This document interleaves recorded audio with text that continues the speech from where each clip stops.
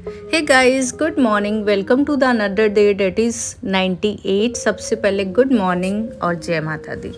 तो मैं उठ चुकी हूँ, संडे है आज, तो मैंने अपना हेयर वॉश भी किया है और नहा के मैं हो चुकी हूँ रेडी। मैंने रूम वाले कपड़े डाले हैं अभी क्योंकि मैं खाना बना रही हूँ। तो खाना बनाने के बाद जो है ब्रेकफास्ट में आज मैं बनाऊँगी अपने लिए सिंपली परांठे बना रही हूँ नमक मिर्च के, और यही मैं जो है लंच में लेके जाऊंगी। मैंने आपको बोला था वीकेंड ऑफ होता है मेरा, बट स्टिल मैं जा रही हूँ क्योंकि मुझे काम करना है वहाँ पर। मैं अच्छे से पढ़ लूँगी। रूम पे जो है सैटरडे संडे रहना, डेट मीन्स अपने आप को नींद में ही रखना। आप कितना भी रूम पे मतलब आपको ना नींद आ ही जाती है पूरा दिन जब आप वेले वेले रहते हैं ना खाली खाली। तो इसीलिए मेरे पास अभी टाइम नहीं है टाइम वेस्ट करने का बिल्कुल भी। तो मैं यूनिवर्सिटी ही जाऊँगी, लैब में जाके पढ़ाई करूँगी। तो अभी जो है यहाँ पर देखो मैंने अपने लिए कॉफ़ी बनाई है साथ में और परांठे। ये कॉफ़ी आज पता नहीं क्या था, बन के ही नहीं दे रही थी। तो मैं आपके लिए भी एक टिप शेयर करती हूँ। अगर आप कॉफ़ी इससे बनाते हो, ये जो आपके पास कॉफ़ी फ्रोथर होता है, तो इसके लिए आप बर्तन हमेशा ना वैसा लो, नैरो टाइप, जैसे ग्लास हो गया नीचे से नैरो। ये मैंने मग ले लिया आज, तो जिसकी वजह से मिक्स ही नहीं हो पाया, फ्रोथ ही नहीं बनाया। फिर मैंने ग्लास ही ली, उसके बाद जो है इसके फ्रोथ बना लिए थे, तो काफ़ी सही बन गई। फिर मेरी कॉफ़ी ओके बन गई। तो धीरे धीरे मैं सीख रही हूँ क्योंकि कॉफ़ी मैं पीती ज़्यादा हूँ बाहर से, खुद कम ही बनाती हूँ। तो यहाँ पर मैंने अपना ब्रेकफास्ट बना लिया था। उसके बाद जो है मैंने अपनी की पढ़ाई। ब्रेकफास्ट बनने के बाद मैं आपको दिखाऊँगी।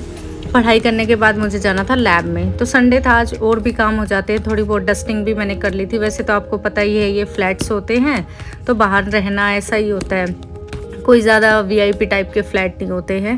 वैसे अपनी तरफ से तो आप अच्छा ही लेते हो, लेकिन क्योंकि ये चेंज होते रहते हैं, कोई ना कोई इनमें रहता है, तो इसीलिए इतने ज़्यादा वो नहीं होते। तो साफ़ सफाई इतनी ज़्यादा इनमें दिखती ही नहीं है, और काफ़ी सामान भी हो जाता है पढ़ाई के साथ, तो मैनेज करना बहुत मुश्किल हो जाता है।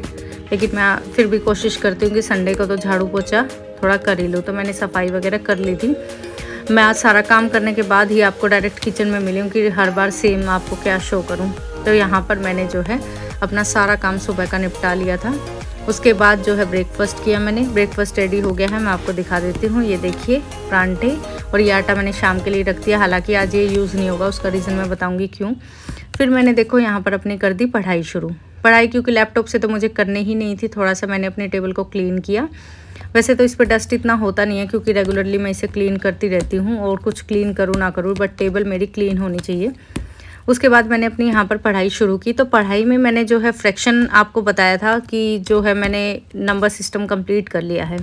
उसके बाद जो है परसेंटेज टॉपिक मैंने स्टार्ट किया है, लेकिन परसेंटेज में जो है 75 के अराउंड क्वेश्चंस हैं। तो मेरे 50 तक तो हो गए हैं, कंप्लीट नहीं हो पाए हैं। सुबह नहीं हुए कंप्लीट। मैं कंप्लीट करने की कोशिश कर रही थी बट नहीं हुए ये, क्योंकि लेट होता जा रहा था। मुझे लैब में जाके अपना पीएचडी का वर्क भी करना था।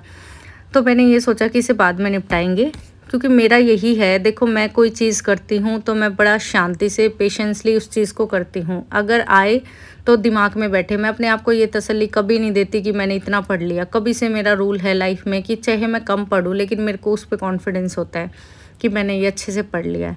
तो मैंने यहाँ पर क्वेश्चन जितने मुझसे हुए उतने मैंने किए, ज़्यादा मैंने नहीं किए। 35 तक रात को कर लिए थे। 15 ही क्वेश्चन मैंने किए, क्योंकि ये टाइप अलग अलग होती है तो हर क्वेश्चन को आपको समझ में आना चाहिए। तो यहाँ तक करने के बाद फिर मैंने सोचा अब निकल जाते हैं लैब के लिए। मैंने कपड़े चेंज किए, कपड़े चेंज करके मैं निकल गई लैब के लिए। लैब के लिए निकलने में यूँ मान लीजिए आप 12:30 के अराउंड टाइम हो गया था।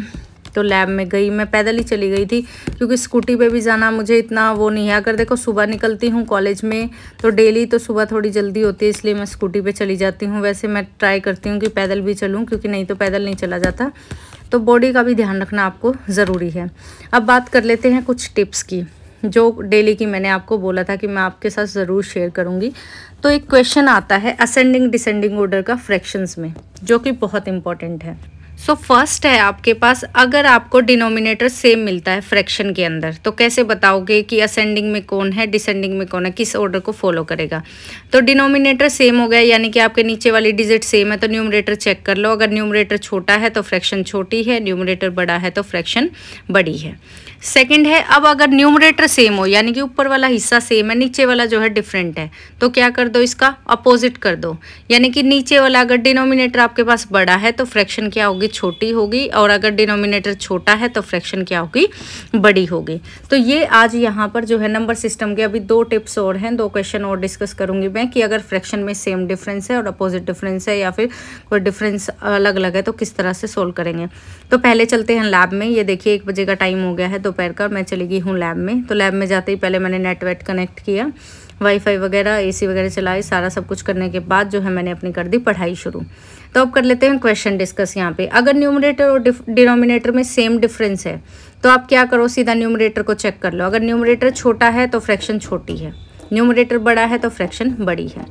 अब बात आती है कि अगर न्यूमरेटर और डिनोमिनेटर में डिफरेंस सेम ना हो, ये 4th टिप है, तो कैसे करोगे।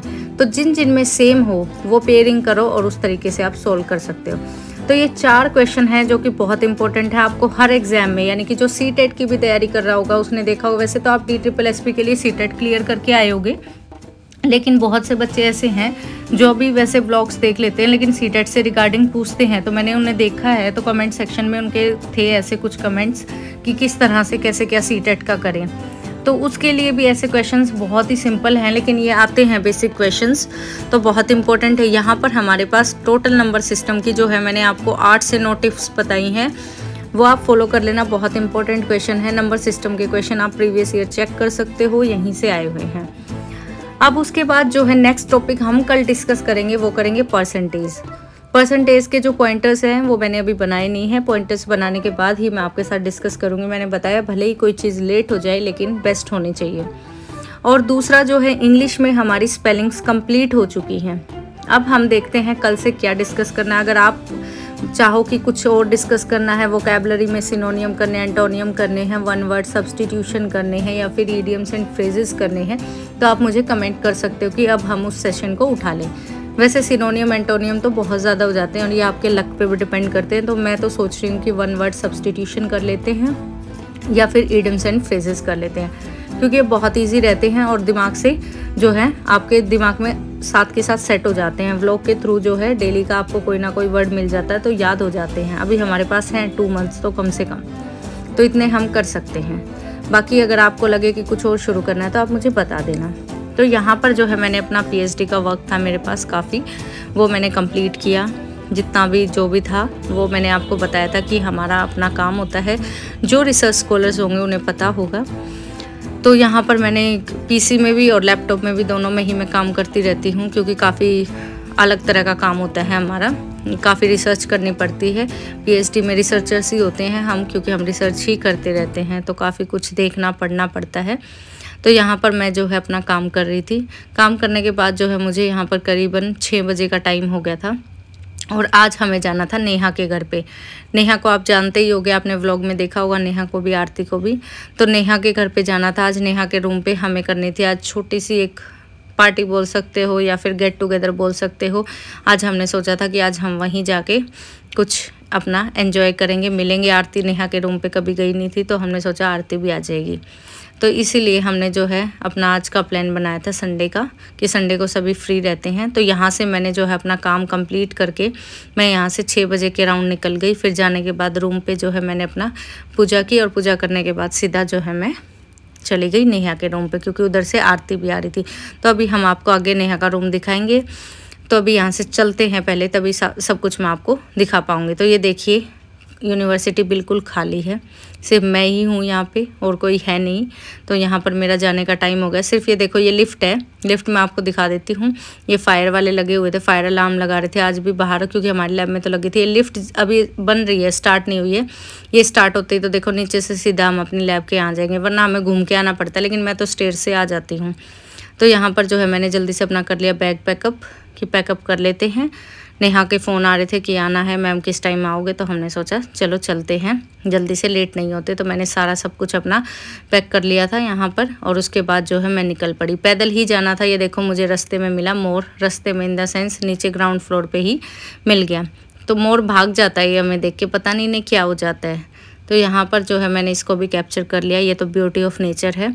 और आज मेरे ख्याल से ना शायद ट्रीज़ की कटाई हुई थी। देखो बिल्कुल साफ़ व्यू आ रहा है, गेट भी जो है ना बिल्कुल प्रॉपर दिख रहा है। यहाँ से आपको नहीं दिख रहा होगा, मैं थोड़ा आगे जाके दिखाती हूँ आपको। तो ये देखो मेन गेट है हमारी यूनिवर्सिटी का। तो आज क्लियर कट दिखाई दे रहा है, वैसे इतना क्लियर कट दिखाई नहीं देता है, पेड़ में छुप जाता है। तो आज बिल्कुल क्लियरली दिख रहा था, तो मैंने सोचा पता नहीं आज ऐसा क्यों दिख रहा था, शायद कटिंग हुई है पेड़ों की। तो ये देखो मैं रूम पे आ गई हूँ, 6:15 का टाइम हो गया है। अब जो है जल्दी से पूजा करके रेडी होके हमें पहुंचना है नेहा के रूम पे। तो ये देखो नेहा के रूम पे हम पहुंचे।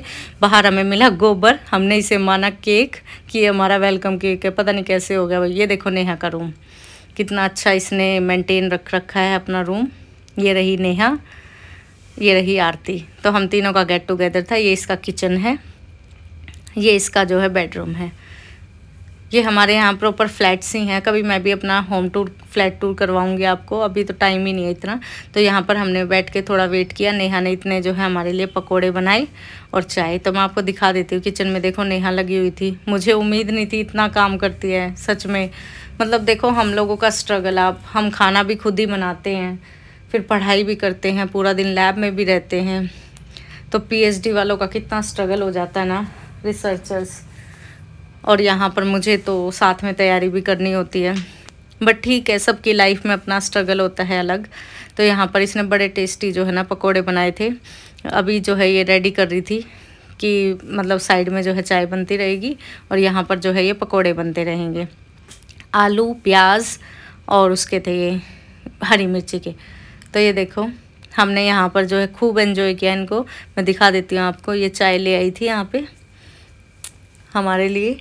चाय जो है इसमें मग में लेके आई थी। मैंने कहा खुद के लिए इतनी बड़े मग में लेके आई है, तो फिर इसने ये मुझे दे दिया। बट ये ना नीचे से जो है ना स्टार्ट ही लेट होता है, मतलब कुछ नीचे से स्टील लगा हुआ है, इसमें तो थोड़ी ही चाय आती है। यहाँ पे देखो खाने के बाद मेरा पेट कैसा हो गया। तो यहाँ पे हमने किया बाय बाय सबको, अपना चल पड़े हम घर की ओर।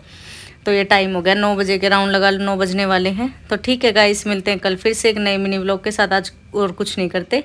Thank you for watching the vlog. Bye bye, good night.